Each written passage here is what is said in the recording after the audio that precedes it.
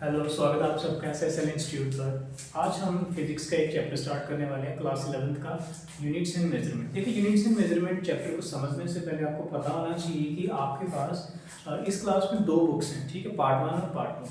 तो ये जो चैप्टर होने वाला है यूनिट्स एंड मेजरमेंट, ये बहुत ही अलग चैप्टर है। जैसे आप पहला चैप्टर पढ़ोगे वो दूसरे से कनेक्ट होगा, दूसरा चैप्टर तीसरे से कनेक्ट होगा, तो वैसे ही ये जो चैप्टर है ये मतलब बिल्कुल ही डिफरेंट। ऐसा क्यों बोला कि आप इसको पढ़ के ही समझ जाओगे, ठीक है। अब यूनिट एंड मेजरमेंट की बात करें तो सबसे पहले हमें क्या समझना है इसमें।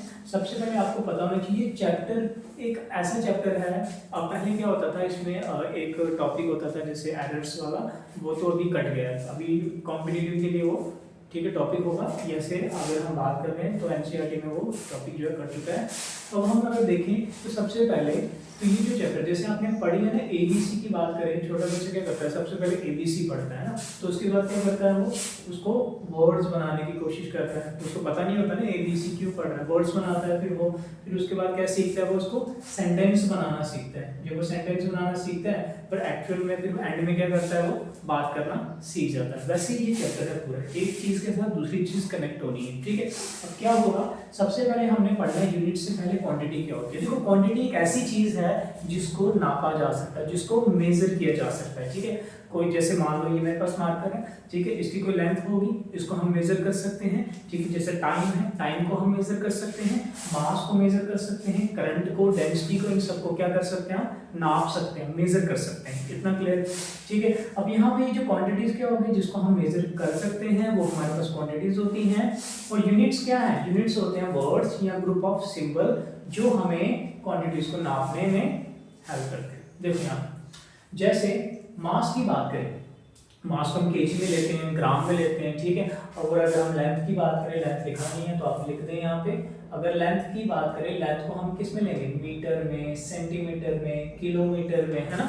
तो वैसे ही अगर हम मास को हम लेते हैं केजी और ग्राम में, टाइम को लेते हैं सेकंड में, मिनट में, आवर में, डे में, ठीक है, वीक्स, ठीक है, वो क्या हो सकता है, मंथ्स, ईयर्स हो गया, मंथ्स में ले सकते हैं, ईयर्स में ले सकते हैं, सेंचुरी में ले सकते हैं, डिकेड्स में ले सकते हैं, तो बहुत सारे यूनिट्स हैं, ठीक है। तो अगर हम बात करें तो यूनिट्स को जो है वो डिवाइड किया गया है, ठीक है। यूनिट्स की बात करें तो यूनिट्स को किस 2 पार्ट्स में डिवाइड किया। कौन कौन से पार्ट है हमारे पास, सबसे पहला है फंडामेंटल यूनिट और दूसरा आता है डिराइव्ड यूनिट। 2 ही पार्ट है, पहला फंडामेंटल, दूसरा डिराइव्ड यूनिट। देखो फंडामेंटल यूनिट क्या होता है। देखो फंडामेंटल यूनिट समझने से पहले कुछ चीजें समझते हैं। जैसे मान लो हमारे पास, अगर मैं एग्जांपल लूं, ठीक है, ये एग्जांपल ले लेते हैं। और फंडामेंटल यूनिट ऐसे यूनिट जिसको एज्यूम किया जाता है। क्या किया जाता है, एज्यूम किया जाता है। क्या किया जाता है, एज्यूम मतलब जैसे अगर मैं बोलूं कि 1 किलोमीटर है तो आप बोलोगे 1 किलोमीटर, ठीक है। तो उसके बारे में तो मुझे इससे भी इसी एग्जांपल लेते हैं। जैसे मान लो अगर मैं बोल रहा हूं कि मुझे जैसे ट्यूब लाइट है, क्या है, ट्यूब लाइट, तो ट्यूब लाइट को ट्यूब लाइट क्यों बोलते हैं, क्योंकि ट्यूब की तरह शेप है उसकी, तो इसलिए हम ट्यूब लाइट बोलते हैं उसको, है ना। तो अगर मैं बोल रहा हूँ कैमरामैन है, कैमरामैन को कैमरामैन की तरह क्यों बोलते हैं, ठीक है, उसको कैमरामैन ही क्यों बोला, क्योंकि, ठीक है, कुछ कनेक्ट कर पा रहे हो ना, कैमरामैन को कैमरामैन ही, क्योंकि वो कैमरा है ना उसके पास, तो कैमरा से हमने उसको कनेक्ट कर लिया, कैमरामैन, है ना। अगर मैं इंडिविजुअली बोलूं तो अगर मान लो अगर ये कैमरा है, अभी कैमरा बोल कहां से, अगर ये मैन नहीं जोड़ा, कैमरा अलग मैन अलग, अब ये मैन कहां से आया, वर्ड, ये कैमरा कहां से आया, तो ये हमने एज्यूम किया, इसके पीछे की कोई कहानी होगी, ठीक है। अब इंसान जो मैन नाम है, ठीक है, एक टीचर का नाम टीचर ही क्यों डला, ठीक है। जैसे अगर हम बात करें 1 डोजन, 1 डोजन ही क्यों बोलता, 1 डोजन में हम 12 लेते हैं तो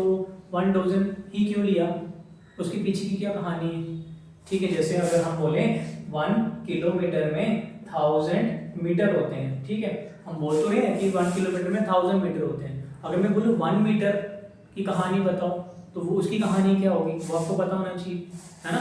तो अगर वैसे आप एक एक करके इतनी कहानियां समझोगे तो फिर वो तो बहुत ज्यादा कॉम्प्लेक्स चीज हो जाएंगी, ठीक है। तो मतलब हम क्या कर रहे हैं, ये एज्यूम कर लेते हैं, इसके पीछे की कोई कहानी होगी, ठीक है। अगर हम बात करें तो हमारे पास जैसे एग्जांपल ले, अगर हम बात करें 1 मीटर की बात करें, ठीक है, तो 1 मीटर अगर हम बोले ना, ठीक है, तो ये इसमें बहुत सारे यूनिट्स हो सकते हैं। जैसे मीटर की बात करें, नैनोमीटर ले लो, है ना। मीटर्स में आप देख तो लेंथ जो होती है नैनोमीटर में, ठीक है, और पिकोमीटर में, ठीक है, इसके अलावा मिलीमीटर, है ना। तो बहुत सारे यूनिट्स बन जाते हैं हमारे पास, ठीक है। तो अगर हम बात करें तो मैंने वही चीज़ बोली ना आपको, मैंने क्या कहा, मैंने कहा कि जैसे मीटर है, मीटर को हमने क्या किया, एज्यूम करा। कितना क्लियर है, कितना क्लियर है।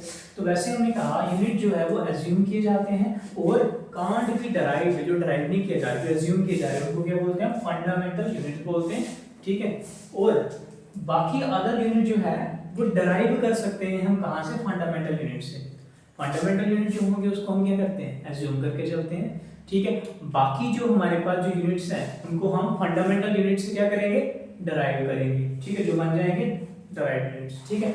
और हमारे पास टोटल कितने हैं, 7 फंडामेंटल यूनिट्स हैं। कौन कौन से देखते हैं यहाँ पे, ठीक है। सबसे पहला हमारे पास name of units, SI units, ठीक है, और यहाँ पे हमने सिंबल ले लिए, ठीक है। अगर हम बात करें यहाँ पे, ठीक है, 7 है, कौन कौन सा, length, mass, time, current, amount of substance, luminous intensity, ठीक है। जैसे ल्यूमिनस इंटेंसिटी क्या होता है, जैसे हम लाइट की कितनी, लाइट की जो है ना उसकी ताकत को मेजर करना है। तो इसके अलावा अगर मैं बोलूँ टेम्परेचर, ये 7 हमारे पास फंडामेंटल क्वांटिटीज हैं, ठीक है, फंडामेंटल यूनिट्स हैं। अगर हम बात करें तो लेंथ को हम किस में लेते हैं, मीटर में, इसके लिए स्मॉल एन लिया, ठीक है। मास को किस में लेते हैं, किलोग्राम में, केजी में, ठीक है। टाइम को सेकंड में ऐसे लेते हैं। अगर हम करंट की बात करें इसको एम्पियर में लेते हैं, सिंबल क्या है इसका, ए। अगर हम अमाउंट ऑफ सब्सटेंस की बात करें इसको हम मोल में लेते हैं, ये केमिस्ट्री में भी आपको एक कंसेप्ट, ठीक है, मोल आप पढ़ोगे वहाँ, ठीक है, तो मोल में लेंगे एमोल।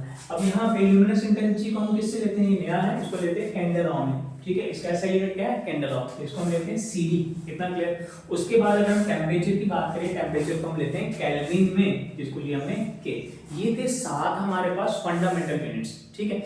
इसके बाद अगर हम बात करें तो डराइव्ड यूनिट क्या होते हैं, डराइव्ड यूनिट जो फंडामेंटल यूनिट से डराइव किए गए हैं, ठीक है। अब यहाँ पे क्या कहा, units which are not fundamental, जो फंडामेंटल नहीं है, जिनको एज्यूम नहीं किया गया, ठीक है, वो डराइव किए गए कहाँ से, फंडामेंटल यूनिट से डराइव किए, उनको बोलते हैं डराइव यूनिट। जैसे अभी मैंने एग्जांपल दी थी आपको, जैसे हमने लिया यहाँ पे 1 किलोमीटर है, ठीक है, इसमें 1000 मीटर होते हैं, तो 1 किलोमीटर में ये जो है, ये 1 किलोमीटर जो है, किलोमीटर ड्राइव यूनिट है, तो यहाँ पे मीटर जो है फंडामेंटल यूनिट है, ठीक है। दूसरी एग्जांपल की बात करें, अगर 1 नैनोमीटर में कितने होते हैं मीटर, 10 की पावर 9 मीटर होते हैं, ठीक है, 10 की पावर -9 मीटर होते हैं, ठीक है। अब यहाँ पे डराइव्ड यूनिट क्या होगा, नैनोमीटर, और ये जो मीटर है ये क्या है, फंडामेंटल, ठीक है, यूनिट होगा, ठीक है। इसके बाद अगर 1 मिनट में कितने सेकंड है, 60 सेकंड है, तो ये जो मिनट है ये मेरा डराइव्ड यूनिट होगा, ये सेकंड की फंडामेंटल यूनिट होगा, ठीक है। जरूरी नहीं है कि एक ही यूनिट हो, ठीक है, जैसे एक ही क्वांटिटीज आ रही है ना, यहाँ पे आप देखो, यहाँ किलोमीटर है, यहाँ मीटर है, तो जैसे इसकी एग्जांपल लेते हैं, इसमें देखो न्यूटन, न्यूटन क्या होता है, ठीक है, इसका फॉर्मूला फोर्स का मास इनटू एक्सेलरेशन, मास को हम केजी में लेते हैं, एक्सेलरेशन मीटर पर सेकंड का स्क्वायर, ठीक है, तो केजी मीटर पर सेकंड स्क्वायर क्या होता है, न्यूटन। तो न्यूटन एक डराइव्ड यूनिट है, तो जरूरी नहीं है एक ही यूनिट है, और एक से ज्यादा भी इसमें हमारे पास, ठीक है, यूनिट्स हो सकते हैं। इतना क्लियर है, ठीक है। ठीक बने कैसे, फंडामेंटल यूनिट से हमने डराइव्ड यूनिट बनाए। अगला क्या है, अगला अगर हम बात करें, जैसे हम लेंथ की बात करें, लेंथ की देखो बहुत सारे यूनिट्स हो सकते हैं, पीछे भी बताया मैंने, ठीक है। सबसे बड़ा यूनिट कौन सा है, जिसका लाइट ईयर, ठीक है, लेंथ का सबसे बड़ा यूनिट कौन सा, लाइट ईयर। तो लाइट 1 साल में कितना ट्रैवल करती, उसको बोलते हैं लाइट ईयर, ठीक है। ऐसे और भी बहुत सारे होते हैं, पार्सेक वगैरह होते हैं, ठीक है। सबसे लार्जेस्ट जो है वो है लाइट ईयर, कितना क्लियर, ठीक है। अगर हम डायमेंशन की बात करें, मेन हमने ये पढ़ना है, क्या पढ़ना है, डायमेंशन। अब डायमेंशन क्या होती है, देखो सबसे इंपॉर्टेंट जो हमने चीज पढ़नी थी यही पढ़नी, मेन हमारा यहाँ से स्टार्ट होगा। डायमेंशन क्या है, हमने रिप्रेजेंट करना, चाहे वो फंडामेंटल हमारे पास यूनिट हो, चाहे वो हमारे पास ड्राइव्ड यूनिट हो, ठीक है, उसको हमें सिंबल्स की फॉर्म में, जिससे क्या बनेगा, हमारा एक डायमेंशनल फॉर्मूला बनेगा, और जो सिंबल होंगे उस सिंबल को हम क्या बोलेंगे, डायमेंशन बोलेंगे।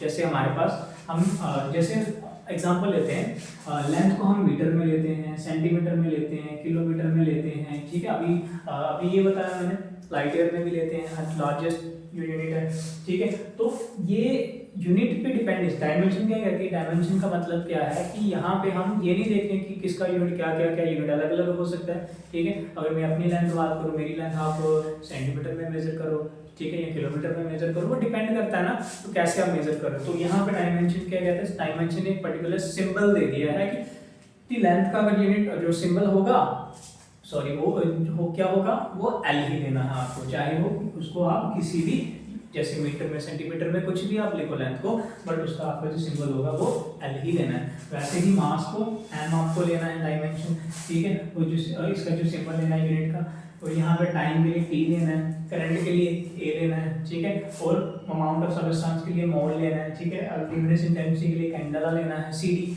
ठीक है, और यहाँ पे टेम्परेचर के लिए के लेना है। तो ये जो हमने पढ़े, क्या क्या पढ़ा हमने, अभी पढ़ा यूनिट पढ़ा, ठीक है, क्वांटिटीज पढ़ी जिसको मेजर करते हैं, यूनिट्स क्या है, group of words, group of, ठीक है, वर्ड्स हो गए, ग्रुप ऑफ सिंबल हो गए जो रिप्रेजेंट करती हैं क्वांटिटीज को। तो हमने पढ़ा यहाँ पे कुछ एग्जांपल, फिर हमने पढ़े दो पार्ट्स यूनिट्स के, कौन कौन से, फंडामेंटल, डराइव। फंडामेंटल वो है जिसको हम एज्यूम कर सकते हैं, डराइव वो है जो फंडामेंटल से डराइव किए जा सकते हैं, ठीक है, ये पढ़ी। फिर हमने पढ़ी डायमेंशन, 7 हमारे पास फंडामेंटल यूनिट्स हैं, फिर हमने डायमेंशन पढ़ी, उसको हमने सिंबल से रिप्रेजेंट कर दिया। अब हमने क्या करना है, कुछ हम एग्जांपल लेंगे जिसमें डायमेंशन की हम प्रैक्टिस करेंगे, ठीक है। देखिए अब क्या करना आपने, अब आपको डायमेंशन जो है वो सॉल्व करनी है, ठीक है। अभी कुछ फॉर्मूले आपको पता होने चाहिए, जैसे स्पीड का, वेलोसिटी का, ये ऑलरेडी आपने 9th क्लास में भी पढ़े हुए हैं, ठीक है। अगर नहीं भी पता है फिर भी आप फॉर्मूले याद कर लेना। अब यहाँ पे सबसे पहले अगर हम किसकी बात करें, स्पीड की बात करें, ठीक है, तो स्पीड का फॉर्मूला क्या होता है, distance upon time, distance upon time. तो डिस्टेंस को किससे लेते हैं हम, डिस्टेंस एक लेंथ है, तो लेंथ को हम क्या लेंगे, यहाँ पे एल लेंगे, और इनको ब्रैकेट में रखना है ऐसे, है ना। और नीचे क्या है, टाइम, टाइम को किससे लेते हैं, टी से लेते हैं, तो ये ऐसे ले लेंगे। तो यहाँ पे स्पीड हमने वैसे ही रखी, इसको भी ऐसे ब्रैकेट में रखना, तो इसका जो हमारे पास डायमेंशन बन जाएगी वो आ जाएगी एल, और टी जब ये प्लस का ऊपर जाएगा क्या बन जाएगा, -1, एल टी -1 ये बना, ठीक है। बट अगर हम बात करें इसको हम लिखें, तो हमें इसको एम एल टी की फॉर्म में लिखना होगा, जैसे एम है ही नहीं 0, एल वैसे ही टी -1, ये इसकी डायमेंशन होगी, ठीक है। स्पीड और वेलोसिटी की डायमेंशन सेम है। जैसे वेलोसिटी का फॉर्मूला क्या होता है, डिस्प्लेसमेंट अपॉन में क्या आएगा, टाइम, यही बने। अगर हम बात करें यहाँ पे डिस्प्लेसमेंट की बात करें, वो भी करंट की है, तो ये आ गया एल, ये आ गया टी, है ना। तो यहाँ पे वेलोसिटी को कैसे लेंगे, वेलोसिटी को हम यहाँ पे ऐसे ब्रैकेट में रखते हैं, ये भी बन जाएगा एल टी -1, ये टी ऊपर चला गया -1 हो गया, ठीक। तो यहाँ पे अगर हम बात करें ये बनेगा m0 एल टी -1, इतना क्लियर। तो दोनों की डायमेंशन क्या है, सेम है। उसके बाद अगर हम बात करें मोमेंटम की, तो मोमेंटम का फॉर्मूला क्या होता है, मास इनटू वेलोसिटी, ठीक है। तो मोमेंटम क्या होता है, इसको हम पी से डिनोट करते हैं फिर वैसे, ठीक है। तो अगर हम यहाँ पे मोमेंटम की बात करें तो इसका जो हमारे पास डायमेंशन बन जाएगी, पहले तो फॉर्मूला बताना चाहिए, मास इनटू वेलोसिटी, ठीक है। मास के लिए हम क्या लेते हैं, m लेते हैं, तो हम क्या लेंगे यहाँ पे, ये आ गया m इनटू वेलोसिटी, अभी आप निकाल चुके हो, एल टी -1, एल टी -1, ये आपने वेलोसिटी डाल दी, और यहाँ पे जब आप इसको कंबाइन करके बनाओ ये आएगा m एल टी -1, कितना क्लियर। तो ये डायमेंशन होगी हमारे पास मोमेंटम की। अगर हम बात करें काइनेटिक एनर्जी, देखो जितनी भी काइनेटिक एनर्जीज हैं उनके सेम, जितनी भी एनर्जी, चाहे काइनेटिक एनर्जी हो चाहे आपकी पोटेंशियल एनर्जी हो, सबके जो हमारे पास डायमेंशन होगी वो क्या होगी, सेम। जितनी भी एनर्जीज हैं उनकी डायमेंशन सेम होने वाली है। जैसे काइनेटिक एनर्जी का जो फॉर्मूला होता है वो होता है 1/2 mv², 1/2 की जो कोई डायमेंशन नहीं होती है, तो हम क्या लिखेंगे यहाँ पे, जो काइनेटिक एनर्जी की डायमेंशन होगी वो क्या होगी, वो होगी m क्या है, मास, इसको m लिया, वेलोसिटी क्या थी अभी निकाली, एल टी -1, एल टी -1 की स्क्वायर वैसे रखा। अब देखिए यहाँ पे ये हमारे पास m वैसे रखा, ये स्क्वायर इसके साथ जाएगा, एल स्क्वायर बना, ये स्क्वायर इसके साथ जाएगा, तो ये बन जाएगा t -2, तो ये बन गई m1 यहाँ लिखा हो नहीं लिखा हो एक ही बात है, तो m l2 t -2, ठीक है। ये किसकी आ गई, ये हमारे पास काइनेटिक एनर्जी की हमारे पास डायमेंशन आ गई। चाहे कोई भी एनर्जी, चाहे हमारे पास पोटेंशियल एनर्जी हो, पोटेंशियल एनर्जी का फॉर्मूला क्या होता है, ठीक है, वो होता है mgh, ठीक है। और m क्या है यहाँ पे, ठीक है, m क्या है यहाँ पे, मास, ठीक है। यह आपके लिए होमवर्क है, ठीक है, आप मुझे करके दिखाओगे, ठीक है। ये होमवर्क दे रहा हूँ क्योंकि यहाँ मास है, ये हमने लेंथ लेनी है, तो ये क्या है, g है, ठीक है, तो एम तो यहाँ है, एल यहाँ है, और करके दिखाओगे आपने ये चीज़ बनानी है, ठीक है। तो जी क्या है, एक्सेलरेशन, ठीक है, पहले डिस्कस करते हैं फिर इस टाइम। अब देखिए यहाँ पे अगर हम बात करें एक्सेलरेशन, क्योंकि एक्सेलरेशन की नहीं है तो उससे पहले हमें एक्सेलरेशन चाहिए। देखें एक्सेलरेशन क्या होती है, आपको एक्सेलरेशन का फॉर्मूला पता होना चाहिए। क्या होता है acceleration, change in velocity upon time, change in velocity upon में क्या आएगा, टाइम। देखो एक्सेलरेशन की बात करें, ठीक है, तो इसकी डायमेंशन क्या हो जाएगी, चेंज इन वेलोसिटी, वेलोसिटी अभी आपने निकाली थी lt -1, ठीक है, और t वैसे रखा तो ये बन जाएगा हमारे पास, क्या बनेगा, lt ऑलरेडी 1 माइनस है तो एक और t ऊपर जाएगा तो -1 वो भी हो जाएगा, ये बन जाएगा t -2। तो ये हमारे पास से लिखेंगे m0 lt -2। कितना क्लियर। उसके बाद क्या है, फोर्स। देखो फोर्स और थ्रस्ट की जो है ना डायमेंशन सेम होती है। थ्रस्ट क्या होता है, परपेंडिकुलर जो फोर्स लगती है ना। तो अब यहाँ पे फोर्स का फॉर्मूला क्या होता है, फोर्स होती है mass into acceleration, mass into acceleration. तो मास को हम m लेंगे, एक्सेलरेशन हमने अभी निकाली, एक्सेलरेशन की डायमेंशन क्या निकाली अभी, ये lt -2, lt -2 कितना है। तो ये क्या बनेगा हमारे पास, m lt -2, ये किसकी डायमेंशन आ गई, ये हमारे पास आ गई फोर्स की डायमेंशन। कितना क्लियर है। प्रेशर की बात करें, अब प्रेशर की बात करें, प्रेशर क्या होता है, प्रेशर क्या होता है, force upon area, force upon area. तो ध्यान से देखें फोर्स का हमने निकाला था, फोर्स की डायमेंशन कितनी निकाली आपने, m lt -2। तो एरिया क्या है, एरिया में लेंथ है, ठीक है, तो एरिया को हम स्क्वायर में लेते हैं, यहाँ स्क्वायर आएगा। कितना क्लियर। तो ये क्या बन जाएगा, m तो एक ही है, m एक है, l यहाँ पे देखो ध्यान से, ये क्या है, l एक ही है, नीचे कितने हैं, l 2 है, l ऊपर एक ही है, नीचे ये जब ऊपर जाएगा माइनस हो जाएगा, तो plus minus minus plus minus minus, l वैसे रहा बड़ी टर्म के साथ माइनस ही, -1 आएगा, तो l कितना आ गया, -1, तो t -2 आ गया। कितना क्लियर, m l -1 t -2, ये इसकी डायमेंशन है किसकी, प्रेशर की, ठीक है। डेंसिटी क्या होता है, डेंसिटी होता है मास पर यूनिट वॉल्यूम, मास पर यूनिट वॉल्यूम, ठीक। मास को हम m से लेंगे, ठीक है, वॉल्यूम में क्या है, लेंथ ही होगी ना, तो लेंथ में हम क्या लेते हैं, वॉल्यूम में तो क्यूब लेते हैं, ठीक है। ये बन जाएगा m l, ये पॉजिटिव है, पावर कितनी 3 ऊपर जाएगा नेगेटिव हो जाएगा, m l माइनस, अब t है ही नहीं तो t क्या होगा, t क्या बनेगा, m l -3 t 0। कितना क्लियर।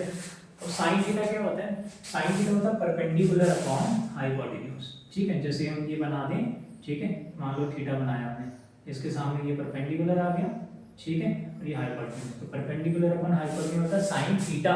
अब साइन थीटा की बात करें तो जितनी भी ट्रिग्नोमेट्रिक रेशियो होती है वो क्या होती है, वो यहाँ लिखो डायमेंशन लेस होती है, डायमेंशन लेस होती है, मतलब उनकी कोई डायमेंशन नहीं होती। क्यों नहीं होती बता सकते हैं, ठीक है, दोनों की डायमेंशन क्या होगी, साइन थीटा की बात करें तो डायमेंशन लेस क्यों होती है, परपेंडिकुलर अपॉन, ठीक है, अगर मैं ये लूं क्या हो जाएगा, 0 हो जाएगा, तो यहाँ पे ये बन जाएगा m0 l0 t0। कितना आगे। रिफ्रैक्टिव इंडेक्स की बात करें, ठीक है, वो क्या होता है रिफ्रैक्टिव इंडेक्स, ठीक है, speed of light in one medium, speed of, ऐसे लिख लेते हैं, ठीक है, स्पीड ऑफ लाइट किसने, एक मीडियम, फिर ये दूसरा मीडियम। देखो स्पीड ऑफ लाइट, ठीक है, स्पीड का पे आपने निकाला था, स्पीड क्या होता है lt -1, तो यहाँ पे स्पीड को लिखेंगे lt -1, ठीक है, ये वाली स्पीड lt -1, तो कैंसिल आउट हो जाएंगे, क्या बनेगा m0 l0 t0। तो ये भी क्या है डायमेंशनलेस है, तो रिफ्रैक्टिव इंडेक्स भी क्या है हमारे पास, डायमेंशनलेस है, डायमेंशनलेस, तो इसकी भी डायमेंशन हमारे पास नहीं होती। क्लियर है। डायमेंशनलेस में क्या मैं यहाँ पे ऐसे लिख सकता हूँ और इसको ऐसे नल ब्रैकेट लिख सकता हूँ इसको, ठीक है, तो ऐसे भी लिखा होता है। इसके अलावा वर्क क्या होता है, force into displacement, force into displacement. देखो फोर्स आपने निकाली हुई ऑलरेडी, ठीक है, फोर्स क्या निकाली थी आपने, ml t -2, ठीक है, यहाँ लिखेंगे m L T minus two. ठीक है, तो डिस्प्लेसमेंट एक लेंथ है, वो क्या है, वो एल आ गई। क्या बन गया आपके पास, M L 1/2 L2 T minus two, ये बन गई। ये आ गया वर्क के लिए, ये वर्क की डायमेंशन आ गई। पावर क्या होता है, पावर क्या होती है, पावर का फॉर्मूला क्या होता है, हाँ, फोर्स पर यूनिट टाइम। ठीक है, force per unit time, force या work, work per unit time, शाबाश। ठीक है, क्या होगा, work per unit time, work done per unit time. तो वर्क डन अभी आपने निकाला वो कितना होता है, ml2 t minus two divided by time कितना है, t। इतना क्लियर, इतना है। अब यहाँ पे क्या बनेगा, यहाँ क्या बनेगा, m वैसे ही l2 वैसे ही t यहाँ पे दो है, ये ऊपर जाके एक और हो जाएगा माइनस में, t माइनस 3 बनेगा, तो ये बन जाएगा ml2 t माइनस 3। ठीक है, रिलेटिव डेंसिटी क्या होती है, देखो डेंसिटी की बात करें, ठीक है, हम क्या बोलेंगे, रिलेटिव डेंसिटी क्या होती है, क्या होती है रिलेटिव डेंसिटी, बताएं, डेंसिटी ऑफ, ठीक है, density of substance, density of substance upon density of water. अब डेंसिटी का आपने डायमेंशन निकाल लिया, ठीक है, डायमेंशन कहाँ निकाली आपने, ये निकाली है। ठीक है, तो अगर मैं बात करूँ ml माइनस 3, नीचे d क्या आएगा, ml माइनस 3, तो यहाँ पे अगर डायमेंशन, तो यहाँ पे डायमेंशन लेस हो गई, m0 l0 t0, ये भी क्या है, डायमेंशन लेस क्वांटिटी है। कितना क्लियर, लेकिन कुछ डायमेंशन और करनी है हमने, जैसे अभी फ्रीक्वेंसी की देखी, फ्रीक्वेंसी का फॉर्मूला क्या होता है, 1/टाइम पीरियड। ठीक है, तो इसके लिए हम क्या लिख सकते हैं, 1/t, 1/t, तो इसको ऐसे भी लिख सकते हो, t ऊपर जाएगा -1 हो जाएगा, तो इसको कैसे लिख सकते हो, m0 l0 t -1 आ जाएगा। तो सरफेस टेंशन का अगर हम बात करें तो इसका फॉर्मूला क्या होगा हमारे पास, force upon length, force upon length, तो ये सरफेस टेंशन का फॉर्मूला है। तो फोर्स की डायमेंशन पता होनी चाहिए, अगर नहीं भी पता है तो आप फॉर्मूले से सॉल्व कर सकते हो, जैसे मास इनटू एक्सेलरेशन। मास क्या होता है, मास m लेते हैं, ठीक है, एक्सेलरेशन को क्या लेते हैं, lt माइनस 2, है ना, तो ml t माइनस 2, तो इसकी जगह अगर हम लिखें ml t माइनस 2 लिख दें, l नीचे वैसे रखा, ठीक है, लेंथ के लिए l रखा। अब यहाँ पे क्या बन जाएगा, m l ऊपर जाएगा, ये कट जाएगा, l0 t माइनस 2 बना, इतना क्लियर, इतना है। अब यहाँ पे ये चार्ज, चार्ज के लिए क्या होता है हमारे पास, ठीक है, current into time, current into time, ठीक है, इतना क्लियर। अब करंट की बात करें, करंट के लिए क्या लिखते हैं हम, ए, टाइम के लिए क्या लिखते हैं, टी, तो ये बन जाएगा, पहले टी लिख लेना फिर ए लिख लेना, तो इसको लिखेंगे कैसे हम, वो बनेगा m0 l0 t इंटू ए, ये बन जाएगा। तो पोटेंशियल डिफरेंस या वोल्टेज की बात करें, ये क्या होता है, वर्क डन अपॉन, क्या होता है, work done upon charge, upon charge. Work done का आपको पहले डायमेंशन पता होनी चाहिए, वर्क डन की डायमेंशन क्या होगी, तो इसका फॉर्मूला क्या होता है वो पता होना चाहिए, फोर्स इनटू डिस्प्लेसमेंट। तो फोर्स का भी आपने निकाला था, ml t minus 2, ml t minus 2 into L, ये आ गया डिस्टेंस का, है ना, डिस्प्लेसमेंट का, तो ये आ गया ml 2 t माइनस 2, तो ये फॉर्मूले से भी आप बना सकते हो, तो ये आ जाएगा ml 2 t माइनस 2, तो चार्ज के लिए क्या लिखोगे, अभी निकाला आपने, ठीक है, t इंटू या 80, है ना, तो ये क्या बन जाएगा आपके पास, m वैसे रखा, l2, ठीक, a ऊपर जाएगा -1, पहले t लिखते हैं, तो t ऊपर गया ये -3, ठीक, और ये a ऊपर चला गया -1, तो ये बन गया, क्या बना, m वैसे ही, l2 वैसे ही, t जब ये प्लस का है 1 ऊपर गया, ये 2 और 1 3 हो गए, माइनस में a ऊपर गया -1 आ गया, ठीक है। उसके बाद रेजिस्टेंस का फॉर्मूला क्या होता है, वोल्टेज अपॉन में करंट, वोल्टेज क्या है, वोल्टेज अभी आपने निकाली, वो कितनी थी, m l2 t minus 2 a minus one. तो करंट के लिए क्या लेते हैं a, तो वह आ जाएगा m L2 t minus three a। यहाँ पॉजिटिव आना है, ये ऊपर जाएगा, एक वन और हो जाएगा तो -2 बन जाएगा। ठीक, इतना क्लियर। जब ये मैंने आपको होमवर्क भी दिया था, ठीक है, पीछे हमने वीडियो में जो किया, ठीक है, अभी ये पीछे क्वेश्चन में हमने जो किया हमने, ठीक है, तो उसमें मैं ये होमवर्क में मैंने कहा था, तो इसको कर लेते हैं यहीं पे। तो mgh, इसका फॉर्मूला mg पोटेंशियल एनर्जी। तो एनर्जी के सारे डायमेंशन सेम होती हैं।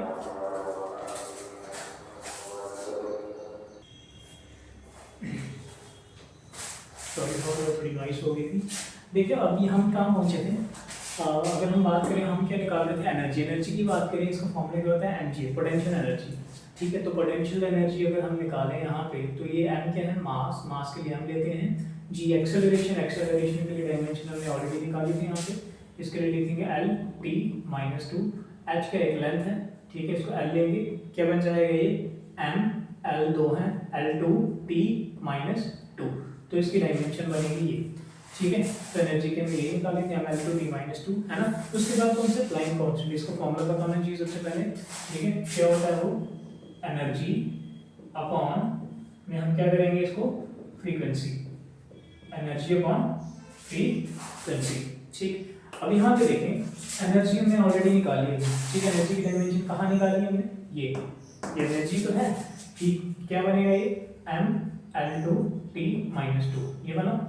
तो फ्रीक्वेंसी क्या था, t माइनस 1, ये क्या बन जाएगा, यहाँ से देखते हैं यहाँ पे m l2 t माइनस 1 है, जब ये ऊपर जाएगा जैसे t, ठीक है, फ्रीक्वेंसी का क्या लिया हमने t माइनस 1, ये -2 यहाँ, -1 यहाँ, जब ये ऊपर गया ये प्लस का बन गया, प्लस माइनस माइनस, ये -1 बन जाएगा। ठीक है, तो ये आ गया t माइनस 1। देखना टॉर्क क्या होता है, टॉर्क होता है force into perpendicular distance, force into perpendicular distance. ठीक, अब यहाँ पे फोर्स के लिए फोर्स आपने निकाली है ऑलरेडी, यहाँ पे ये है ml t माइनस 2। ठीक, लेंथ के लिए क्या होती है, डिस्टेंस क्या लेंथ l, ये बन जाएगा m l2 t माइनस 2। इतना टॉर्क के लिए। अगर इम्पल्स के लिए वो क्या होता है, force into time, force same dimension लेंगे, क्या होगा m l t minus 2, m l t minus 2, time के लिए क्या लेंगे t। ठीक है, क्या बनेगा ये हमारे पास, ये बन जाएगा हमारे पास m l t, यहाँ पे t माइनस 1। ये किसकी डायमेंशन थी, पीछे हमने की थी, सोचो किसकी डायमेंशन थी, सेम डायमेंशन किसकी थी, याद करो, मोमेंटम किया था आपने, m l t माइनस 1 ये किया था, सेम वही बन रही है। तो आपको पता होना चाहिए मोमेंटम की भी यही है और इम्पल्स की, दोनों की डायमेंशन सेम है। तो कुछ ऐसी भी आपके पास डायमेंशन आएगी जो सेम आएगी। ठीक है, तो ग्रेविटेशन कांस्टेंट, इसके लिए आपको फॉर्मूला पता है ना, Newton gravitation law, F = g क्या होता है, m1 m2 by r², ये होता है। तो अगर मैं g निकालना चाहूँ, इसको इधर ले जाओ, f r², इन दोनों को नीचे ले जाओ, इसके m1 m2 g यहीं पे आ गए। तो ग्रेविटेशन कांस्टेंट की फॉर्मूला है, तो हम क्या लिखेंगे, तो ये g मेरे पास वो बना, वो क्या बना, f r² upon m1 m2। तो यहाँ पे जो फोर्स है, फोर्स की डायमेंशन क्या निकाली थी आपने पीछे, ठीक है, कितनी है ये m l t माइनस 2, ठीक है, m l t माइनस 2, ठीक है, ये फोर्स है। तो ये r क्या है, रेडियस, एक लेंथ है, l इसका स्क्वायर, नीचे मास के लिए m लेते हैं, तो यहाँ पे भी मास के लिए क्या लेंगे, m लेंगे। तो ध्यान से देखो, ये मास से मास कट गया, m बचा, ठीक है, m ऊपर गया, -1 हो गया। ठीक, अब t यहाँ पे कितने हैं, l की बात करें, एक यहाँ, दो यहाँ, l3 t माइनस 2, तो ये इसकी डायमेंशन है। ये हमने कुछ डायमेंशन करी है इसकी, ठीक है, आप स्क्रीनशॉट ले लो उसका। ठीक, तो अगला जो टॉपिक है वो हम अगली वीडियो में पढ़ेंगे लेक्चर 2 में, तो वो हमारा प्रिंसिपल ऑफ होमोजेनिटी, ठीक है, वो हम अगली नेक्स्ट वीडियो में करेंगे। तो इस चैनल को सब्सक्राइब करें, लाइक करें। Thank you for watching.